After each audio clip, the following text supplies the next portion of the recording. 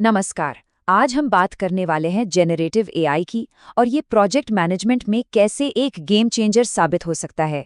सच कहूँ तो ये एक ऐसा नया स्किल है जो हमारे काम करने के तरीके को पूरी तरह से बदल कर रख सकता है। अच्छा, कभी ऐसा लगा है कि एआई टूल तो है, पर उससे वो नतीजे नहीं मिल रहे जिनकी उम्मीद थी? मतलब कुछ तो कमी रह जा रही है। अगर ऐसा है, तो ये विश्लेषण बिल्कुल इसी समस्या को सुलझाने के लिए है। देखिए, एआई से बेहतरीन रिजल्ट्स पाना ना कोई जादू नहीं है। ये एक स्किल है, एक हुनर, और इसे कहते हैं प्रॉम्प्ट इंजीनियरिंग। हमें बस ये सीखना है कि एआई को सही तरीके से, मतलब एकदम सटीक निर्देश कैसे दिए जाएं। तो प्रॉम्प्ट इंजीनियरिंग है क्या? आसान भाषा में इसका मतलब है एआई को सही इंस्ट्रक्शन देना। इसे ऐसे समझिए, जैसे कोई फिल्म डायरेक्टर एक एक्टर को स्क्रिप्ट देता है ताकि एक जबरदस्त परफॉर्मेंस मिले। ठीक वैसे ही हमारा प्रॉम्प्ट ही एआई के लिए वो स्क्रिप्ट है। तो चलिए देखते हैं कि ये काम कैसे करता है। अब हम कुछ ऐसे बेसिक फॉर्मूलों को समझेंगे ना, जो एआई को इंस्ट्रक्शन देने के लिए एक ब्लूप्रिंट की तरह काम करते हैं। एकदम फाउंडेशनल चीजें। तो सबसे पहले आता है आरटीएफ फॉर्मूला। आर मतलब रोल, टी मतलब टास्क और एफ मतलब फॉर्मेट। है ना, एकदम सिंपल, लेकिन ये बहुत असरदार है। इसमें एआई को बताया जाता है कि उसे कौन सी भूमिका निभानी है, उसे करना क्या है और नतीजा किस फॉर्मेट में चाहिए। ये साफ साफ निर्देश देने का पहला और सबसे जरूरी कदम है। अब यहाँ एक उदाहरण देखिए कि ये फॉर्मूला असल में काम कैसे करता है। एआई को एक एक्सपीरियंस्ड प्रोजेक्ट मैनेजर का रोल दिया गया है। उसका काम है एक फैसिलिटी रेनोवेशन प्रोजेक्ट के लिए रिस्क पहचानना और उन्हें एक टेबल में लिस्ट करना। देखिए कितना सीधा और स्पष्ट है, कोई कंफ्यूजन नहीं। आरटीएफ फॉर्मूला सिंपल कामों के लिए तो बहुत बढ़िया है, पर सोचिए जब प्रोजेक्ट थोड़ा कॉम्प्लेक्स हो, जिसमें बहुत सारी बारीकियों और डिटेल्स की जरूरत हो, तब क्या? तब हमें एक ज्यादा डिटेल्ड, एक ज्यादा पावरफुल फॉर्मूला चाहिए होता है। और बस यहीं पर एंट्री होती है क्रिएट फॉर्मूले की।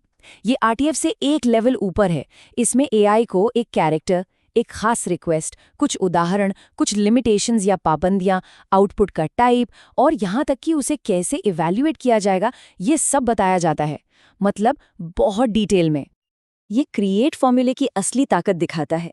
जरा उसी रिस्क रजिस्टर वाले उदाहरण को फिर से देखें, लेकिन इस बार कितना ज्यादा कॉन्टेक्स्ट और कितनी सारी शर्तें इसमें जोड़ दी गई हैं।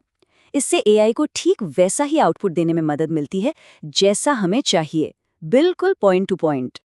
तो अगर इसे संक्षेप में समझें, आरटीएफ सीधे साधे कामों के लिए है, एकदम तेज और आसान। वहीं सीआरईएटी कॉम्प्लेक्स प्रोजेक्ट्स के लिए एक बहुत मजबूत फ्रेमवर्क है, जहां हर छोटी से छोटी डिटेल मायने रखती है। तो मतलब ये है कि सही टूल का चुनाव पूरी तरह से काम पर निर्भर करता है। इन फॉर्मूलों को समझना तो बस कह सकते हैं कि पहली सीढ़ी है।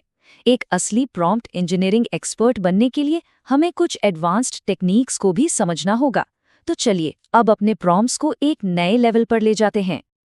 प्रॉम्प्ट चेनिंग ये एक बहुत ही पावरफुल टेक्निक है। इसमें होता क्या है कि एक बड़े और मुश्किल काम को कई छोटे छोटे हिस्सों में तोड़ दिया जाता है।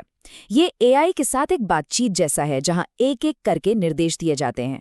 इससे होता यह है कि हमें बेहतर और ज्यादा सटीक नतीजे मिलते हैं।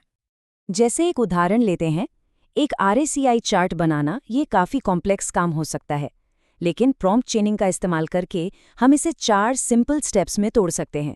हर स्टेप एक अलग प्रॉम्प्ट है। इससे एआई के लिए काम आसान हो जाता है और आउटपुट की क्वालिटी भी बढ़ जाती है। और ये देखिए, ये उस चेनिंग का एक प्रॉम्प्ट है। देखिए ये कितना छोटा और फोकस्ड है। ये टेक्निक डायरेक्टर के निर्देशों को एकदम सिंपल बना देती है, जिससे एआई को समझने और सही काम करने में आसानी होती है। हर प्रॉम्प्ट एक क्लियर स्टेप है, जिससे पूरी प्रोसेस हमारे कंट्रोल में रहती है। चेनिंग के अलावा भी एआई से मिलने वाले जवाबों को और बेहतर बनाने के लिए कुछ एडवांस्ड पैटर्न होते हैं। ये एक प्रॉम्प्ट इंजीनियर के टूलकिट का हिस्सा है। पहला है पर्सोना पैटर्न। ये एआई को एक खास किरदार निभाने के लिए कहता है। जैसे मान लीजिए एक ऐसा विशेषज्ञ जिसके पास 25 साल से ज्यादा का अनुभव हो। इससे एआई अपने ट्रेनिंग डेटा के बिल्कुल सही हिस्से पर फोकस करता है और ज्यादा काम के जवाब देता है। अब ये वाला देखिए, फ्लिप्ड इंटरैक्शन पैटर्न।